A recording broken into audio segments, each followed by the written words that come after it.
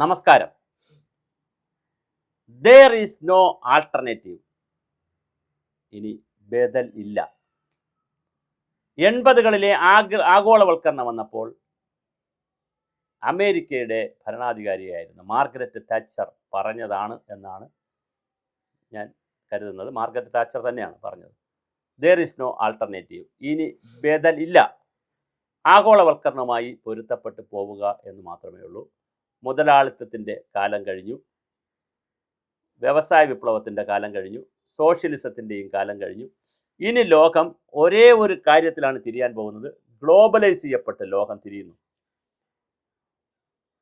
അന്ന് ആ കാലഘട്ടത്തിൽ 80കളായി 90കളാകുമ്പോൾ ഇതിൻ്റെ ഒരുപാട് നവ ലിബറൽ നയങ്ങൾ ലോകത്താകെ വന്നു. നിയോ ലിബറൽ സിദ്ധാന്തങ്ങൾ ഒരുപാട് ലോകത്ത് വന്നു. വേൾഡ് ബാങ്കും ഇൻ്റർനാഷണൽ മോണിറ്ററി ഫണ്ടും ADB പോലുള്ള ധനകാര്യ സ്ഥാപനങ്ങൾ, മൂലധന സ്ഥാപനങ്ങൾ, യുനെസ്കോ, യൂണിസെഫ് പോലുള്ള സംവിധാനങ്ങൾ, വേൾഡ് ഹെൽത്ത് ഓർഗനൈസേഷൻ, ഒത്തിരി സംഘടനകൾ, അന്താരാഷ്ട്ര തലത്തിൽ പ്രവർത്തിക്കുന്ന സംഘടനകളെല്ലാം ഘടനാപരമായ ഒരുപാട് മാറ്റമുണ്ടാക്കി. കൃത്യമായ ചർച്ചകൾ ലോകത്തുണ്ടായി. അന്ന് ഒരു വിദേശത്തുള്ള ഒരു സായിപ്പ്, ഫ്രാൻസ് ആണോ ജർമ്മനി ആണോ എന്നറിയില്ല, അദ്ദേഹം ഡൽഹി ബേസ്ഡാണ്, ലയോള എന്ന് പറയുന്ന തിരുവനന്തപുരത്ത് ശ്രീകാര്യം ലയോള കോളേജിൽ വെച്ചൊരു 3 ദിവസത്തെ സെമിനാർ നടത്തിയിരുന്നു. അപ്പോൾ ആഗോളവൽക്കരണത്തെയൊക്കെ ശക്തമായി ഗ്ലോബലൈസേഷൻ, പ്രൈവറ്റൈസേഷൻ, ലിബറലൈസേഷൻ, ആഗോളവൽക്കരണം, സ്വകാര്യവൽക്കരണം, പിന്നെ ഉദാരവൽക്കരണം എന്ന വിഷയങ്ങളെ എതിർക്കുന്ന ഒരു വ്യക്തി എന്നുള്ള നിലയിൽ ഞാനും 3 ദിവസം ആ സെമിനാറിൽ പങ്കെടുത്തിരുന്നു. ശക്തമായ വാദപ്രതിവാദമാണ് ആ സായിപ്പുമായി ഞാൻ നടത്തിയത്. അവസാനം അദ്ദേഹം പറഞ്ഞത്, താങ്കൾ എന്തെല്ലാം വാദപ്രതിവാദം നടത്തിയാലും താങ്കൾ ജീവിച്ചിരിക്കുമ്പോൾ കരുതിക്കോളൂ, ഇനി ഗ്ലോബലൈസേഷനാണ് ലോകത്തെ നയിക്കാൻ പോകുന്നത്.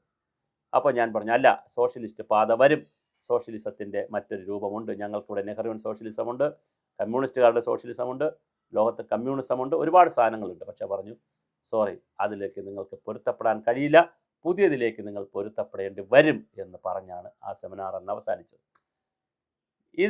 അത് പഴയ പശ്ചാത്തലം. ഇപ്പോൾ ഒരു പശ്ചാത്തലമുള്ളത്, ഈ കഴിഞ്ഞ ദിവസം മധുസൂദനൻ എന്ന് പറയുന്ന ഒരു വ്യക്തിയുടെ പുസ്തകം തിരുവനന്തപുരത്ത് പ്രകാശനം ചെയ്തു.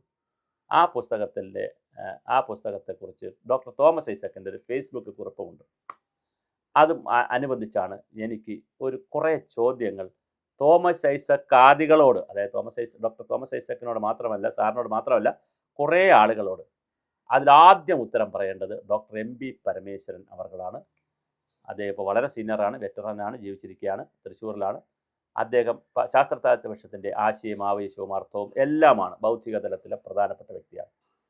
കേരളത്തിൽ ഒരുപാട് കാര്യങ്ങൾ എഴുതുകയും പറയുകയും പ്രചരിപ്പിക്കുകയും ചെയ്തിട്ടുള്ള വ്യക്തിയാണ് ഡോക്ടർ MB പരമേശ്വരൻ. ആണവശാസ്ത്രജ്ഞനായിരുന്നു, അവിടെ ജോലിയൊക്കെ വിട്ടു വരേണ്ടി വന്നു, ഇവിടെ വന്നിട്ടാണ് ഈ പരിപാടിയൊക്കെ തുടങ്ങി. ഇങ്ങനെ പോകുന്ന ഒരു വ്യക്തിത്വമാണ്. നല്ല വികസന രംഗത്ത് ധാരാളമായ പുതിയ പുതിയ ആശയങ്ങൾ കോൺട്രിബ്യൂട്ട് ചെയ്യുന്ന വ്യക്തിയാണ്. അദ്ദേഹവും മറുപടി പറയണമെന്ന് പറഞ്ഞാൽ എനിക്ക് മറുപടി പറയണമെന്നല്ല, ഞാനൊരു വീഡിയോ ഇട്ടിട്ട് എനിക്ക് മറുപടി പറയണമെന്നല്ല, അദ്ദേഹവും ഈ വിഷയം ചർച്ചയ്ക്ക് എടുക്കണം. ഡോക്ടർ തോമസ് ഐസക് സാറും എടുക്കണം. ഇന്ത്യയിൽ ആഗോളവൽക്കരണം വന്നതിന് ശേഷം ബദലുകൾ ഉണ്ടാവുക എന്ന് പറഞ്ഞ് ബദലുകൾ ഉണ്ടാക്കുക, ആൾട്ടർനേറ്റീവ്സ് ഉണ്ടാക്കുക എന്ന തോതിൽ വലിയ ശ്രമങ്ങൾ നടന്നു. അണ്ണാ ഹസാരയുടെ ഒരു ആൾട്ടർനേറ്റീവ് അവിടെ ഉണ്ട്.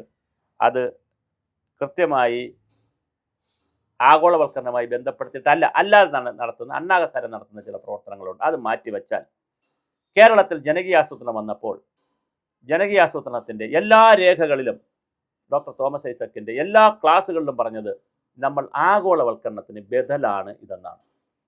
അങ്ങനെ ആഗോളവൽക്കരണത്തിന് ബദലാണ് കേരളത്തിൽ നടന്ന ജനകീയാസൂത്രണമെങ്കിൽ 30 വർഷം കഴിഞ്ഞല്ലോ ജനകീയാസൂത്രണം വന്നിട്ട്. 90കളിൽ വന്നു. പഞ്ചായത്ത് റിസോഴ്സ് മാപ്പിംഗ് മുതൽ വന്നതാണ്. പഞ്ചായത്ത് റിസോഴ്സ് മാപ്പിംഗ് കഴിഞ്ഞു, നൃത്തരാഷ്ട്ര വികസന പരിപാടികളുടെ മാപ്പിംഗ് കഴിഞ്ഞു, അതിൻ്റെ റിപ്പോർട്ട് കഴിഞ്ഞു. അങ്ങനെ 90 എടുത്താൽ 90കളിലാണ് 85-90കളിലാണ് പഞ്ചായത്ത് റിസോഴ്സ് മാപ്പിംഗ് തുടങ്ങുന്നത്. 90 എടുത്താൽ 2027, അപ്പോൾ 36 വർഷം കഴിഞ്ഞു. 36 വർഷം കഴിയുമ്പോൾ കേരളത്തിൽ എവിടെയെങ്കിലും ഒരു പഞ്ചായത്തിൽ ഈ പറയുന്ന ബദൽ ഉണ്ടാക്കാൻ കഴിഞ്ഞിട്ടുണ്ടോ എന്ന് ഒന്ന് റീവിസിറ്റ് ചെയ്യാൻ തയ്യാറുണ്ടോ?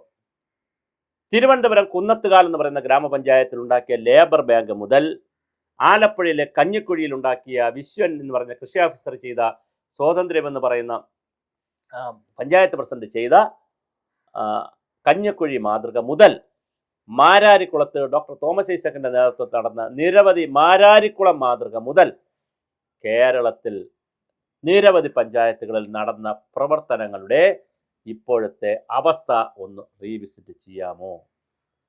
ആയിരക്കണക്കിന് കോടി രൂപ, പതിനായിരങ്ങളുടെ ലക്ഷങ്ങളുടെ മനുഷ്യാധ്വാനം, ബൗദ്ധികാധ്വാനം, കർമ്മശേഷി ഒക്കെ കളഞ്ഞ് 30 വർഷത്തിൽ 36 വർഷം കേരളത്തിൽ പ്രവർത്തിച്ചിട്ട് ഒരു ഗ്രാമപഞ്ചായത്ത് സമ്പൂർണമായി മാതൃകയാക്കി എടുക്കാൻ പറ്റി. ഇതാണ് ബദൽ എന്ന് പറഞ്ഞാൽ മാർഗരറ്റ് താച്ചർക്കുള്ള ഗ്ലോബലൈസേഷനെതിരെയുള്ള ഒരു മറുപടി. തിയറിയിൽ ഒരുപാട് കാര്യം നമ്മൾ എഴുതി വെച്ചിട്ടുണ്ട്. ഗ്രാമസഭ മുതൽ വളരെ സുതാര്യമായ കാര്യങ്ങൾ നമ്മൾ തിയറിയിൽ എഴുതി വെച്ചിട്ടുണ്ട്. പക്ഷെ പവർ പോയിന്റ് പ്രസന്റേഷനിലും ഉണ്ട്, കിലയുടെ പരിശീലനത്തിലും അതുണ്ട്, SARD പരിശീലനം അതെല്ലാം ഉണ്ട്. പക്ഷേ പ്രായോഗിക തലത്തിൽ ഇനി ഞാനിത് പറയുമ്പോൾ കമ്മ്യൂണിസ്റ്റ് പാർട്ടിക്കാർ മാത്രമുള്ള, CPM മാത്രം അംഗങ്ങളുള്ള പഞ്ചായത്തുകൾ പലതുമുണ്ട് കേരളത്തിൽ. മലപ്പട്ടം പോലുള്ള പഞ്ചായത്തുകൾ, അതുപോലെ ആന്തൂർ പോലുള്ള സ്ഥലങ്ങൾ കണ്ണൂർ ജില്ലയിലാണ് കൂടുതലും. അതുപോലെ തന്നെ കല്യാശ്ശേരി, ഈ പഞ്ചായത്തുകളിലും മുനിസിപ്പാലിറ്റികളിലുമൊക്കെ CPM അല്ലാതെ ഒരാളുമില്ല. ഇപ്പം ആരെങ്കിലും ഈ പ്രാവശ്യം ജയിച്ചിട്ടുണ്ടെങ്കിലും ഉണ്ട്. എന്നാലും മെജോറിറ്റി 90% കൂടുതലും CPMകാരാണ്. ആ പഞ്ചായത്തിൽ പോലും ഇതൊന്ന് നടപ്പിലാക്കിയെടുക്കാൻ എന്തുകൊണ്ട് പറ്റുന്നില്ല? ഡോക്ടർ തോമസ് ഐസക്കിനെ പോലെയുള്ള ആളുകൾ മറുപടി പറയണം. നിങ്ങൾ തെക്ക് വന്നിട്ട് വടക്ക് മാതൃക എന്ന് പറയും, വടക്ക് പോയിട്ട് തെക്ക് മാതൃക എന്ന് പറയും, രണ്ട് വീട്ടുകാരും കൂടി കാണുമ്പോൾ മധ്യഭാഗത്ത് മാതൃക എന്ന് പറയും. ഇങ്ങനെ മാതൃകകളെന്നൊക്കെ പറഞ്ഞ് പേപ്പറിൽ കടന്ന് വാചോടാപം ചെയ്യുന്നതിനപ്പുറം ഗ്രൗണ്ടിൽ, റിയാലിറ്റിയുള്ള ഗ്രൗണ്ടിൽ എന്താണ് സംഭവിച്ചത്? അതുപോലെ KRP LLD എന്ന് പറഞ്ഞ് തൃശ്ശൂർ ജില്ലയിലെ മാടക്കത്തറ അടക്കമുള്ള കുറേ പഞ്ചായത്തുകൾ എടുത്തു. എന്ത് സംഭവിച്ചു? എന്തെങ്കിലും റീവിസിറ്റ് ചെയ്യാൻ തയ്യാറുണ്ടോ? ശാസ്ത്ര സാഹിത്യ പരിഷത്തിന് ഇതിൽ വലിയ പങ്കുണ്ട്, IRTCക്ക് വലിയ പങ്കുണ്ട്, മുണ്ടൂരിലുള്ള ഇൻ്റഗ്രേറ്റഡ് റൂറൽ ടെക്നോളജി സെൻറ്ററിന് വലിയ പങ്കുണ്ട്. പോസിറ്റീവായിട്ടാണ് ഞാൻ പറഞ്ഞത്, നെഗറ്റീവായിട്ടല്ല. ഇതൊന്ന് റീവിസിറ്റ് ചെയ്യാൻ തയ്യാറുണ്ടോ? എവിടെയെങ്കിലും ഒരു ബദൽ ഉണ്ടാക്കാൻ പറ്റിയോ? എന്തുകൊണ്ട് പറ്റിയില്ല എന്ന് ചിന്തിക്കുമ്പോഴാണ് 200 വർഷങ്ങൾക്ക് മുമ്പ് കാറൽ മാർക്സ് എഴുതിയിട്ടുള്ള ദാസ് ക്യാപിറ്റൽ മുതൽ ഇന്ത്യ വരെ എടുക്കുമ്പോൾ ലോകത്തിലെ നിരവധി രാജ്യങ്ങളിൽ, USSR അടക്കമുള്ള, സോവിയറ്റ് റഷ്യ അടക്കമുള്ള, United States of Soviet Russia അടക്കമുള്ള നിരവധി രാജ്യങ്ങളിൽ കമ്മ്യൂണിസ്റ്റ് പാർട്ടി അധികാരത്തിൽ വന്നെങ്കിലും കല്ലിലടിച്ച പൂക്കുല പോലെ അവിടെയെല്ലാം ആ പാർട്ടി ഇല്ലാതായി എന്നുള്ളതും ചരിത്രത്തിന്റെ താഴ്വഴികളിൽ കിടക്കുന്നുണ്ട്. ഇന്ത്യയിൽ 66-ലധികം 70ഓളം MP-മാരുണ്ടായിരുന്ന ഇന്ത്യയിൽ ബീഹാറിൽ, ആന്ധ്രാപ്രദേശിൽ, മഹാരാഷ്ട്രയിൽ, കർണാടകത്തിൽ, തമിഴ്നാട്ടിൽ, കേരളത്തിൽ, ത്രിപുരയിൽ, പശ്ചിമ ബംഗാളിൽ, ഒരുപാട് പഞ്ചാബിൽ, അങ്ങനെ നിരവധി സ്റ്റേറ്റുകളിൽ വലിയ സാന്നിധ്യമായിരുന്ന, പിന്നെ രാജസ്ഥാനും മധ്യപ്രദേശിലൊക്കെ ചെറിയ സാന്നിധ്യമായിരുന്നു ആയിരുന്ന CPM-ഉം CPI-യും, അതായത് ഇന്ത്യൻ കമ്മ്യൂണിസ്റ്റ് പാർട്ടി, മാർക്സിസ്റ്റ് പാർട്ടിക്കും എന്തു പറ്റി? 2-3 MP-മാരായി മാറിയത് എന്തുകൊണ്ട്? ഇത് എന്തുകൊണ്ട് കേരളത്തിൽ ജനകീയാസൂത്രണത്തിന്റെ ഭാഗമായി ഒരു മാതൃക, ഒരു ബദൽ ഒരിടത്ത് ഉണ്ടാക്കിയെടുക്കാൻ കഴിയാത്തത് എന്തുകൊണ്ട്? ഇതാണ് ആദ്യ ചോദ്യം. രണ്ടാമത്തെ ചോദ്യം, 200 വർഷങ്ങൾ കൊണ്ട് നാളിതുവരെ വന്ന കമ്മ്യൂണിസം എന്ന് പറയുന്ന ആശയം എവിടെയൊക്കെ നടപ്പിലാക്കാൻ ശ്രമിച്ചോ അവിടെയൊക്കെ തകർന്നു എന്ന് മാത്രമല്ല, ജനങ്ങൾ തിരസ്കരിച്ചു. ലെനിൻ്റെ പ്രതിമ എടുത്തു കളഞ്ഞു, മാർക്സിന്റെ പ്രതിമ എടുത്തു കളഞ്ഞു ജനങ്ങൾ, സ്റ്റാലിൻ്റെ പ്രതിമ എടുത്തു കളഞ്ഞു ജനങ്ങൾ, അത് തിരസ്കരിച്ചു. ഇപ്പോൾ ആ രാജ്യങ്ങൾ ഈ പേര് പറയാൻ കഴിയാത്ത രീതിയിൽ രാജ്യങ്ങളിൽ തിരസ്കരിക്കപ്പെട്ടത് എന്തുകൊണ്ട്? ഇനി ഒരു കാര്യം കൂടി പറഞ്ഞുകൊണ്ട് അവസാനിപ്പിക്കുന്നു. ഇപ്പോൾ എന്തായാലും CPM-നും ഇടതുപക്ഷത്തിനും ഭരണമില്ലല്ലോ. നിങ്ങൾ തിരക്കുള്ളവരല്ല. മറ്റേതാകുമ്പോൾ സർക്കാരിൻ്റെ ഫാക്കൽറ്റി, എക്സ്റ്റൻഷൻ, ഗ്രൂപ്പ് എന്നൊക്കെ പറഞ്ഞ് സർക്കാരിൽ തന്നെ വലിയ ബഹളം കാണിക്കേണ്ടി വരും. ഇപ്പോൾ നിങ്ങൾക്ക് തിരക്കില്ല, നിങ്ങൾക്കില്ല. പിന്നെ ഒരുപാട് ആളുകൾ ഇതുമായി ബന്ധപ്പെട്ട് നിൽക്കുന്ന ഒരുപാട് ഫാക്കൽറ്റി ആയിട്ടും പിന്നെ കമ്മീഷനിലും മിഷനുകളിലും ഒക്കെ ഇരുന്ന് എല്ലാവരുടെയും ജോലി ഇപ്പോൾ പോകുമല്ലോ. സ്വാഭാവികമായിട്ട് കോൺട്രാക്ട് അടിസ്ഥാനത്തിൽ എന്ന് പറഞ്ഞാൽ ജോലി പോകും. ഗവൺമെൻറ് മാറിയല്ലോ. ഒന്നുകിൽ നിങ്ങൾ രാജിവെക്കും, അല്ലെങ്കിൽ പീരീഡ് കഴിയുമ്പോൾ മാറ്റും, എന്തായാലും പുറത്ത് വരും. ഈ പുറത്ത് വരുന്ന മുഴുവൻ പേരെയും കൂടി കൂട്ടിയോജിപ്പിച്ചുകൊണ്ട് കേരളത്തിൽ ഒരു പഞ്ചായത്ത്, ഒരേ ഒരു സ്ഥലമേ പറയുന്നുള്ളൂ, ഒരു പഞ്ചായത്ത് തിരഞ്ഞെടുത്ത് അവിടെ അടുത്ത ഒരു 5, 10, 20 വർഷം കൊണ്ട് അത് പഞ്ചായത്തിൻ്റെ ഭരണമായി ബന്ധിപ്പിച്ച് ചെയ്തു കളയരുത്. കാരണം എങ്കിൽ ഭരണം മാറുമ്പോൾ ഇതെല്ലാം തീരും.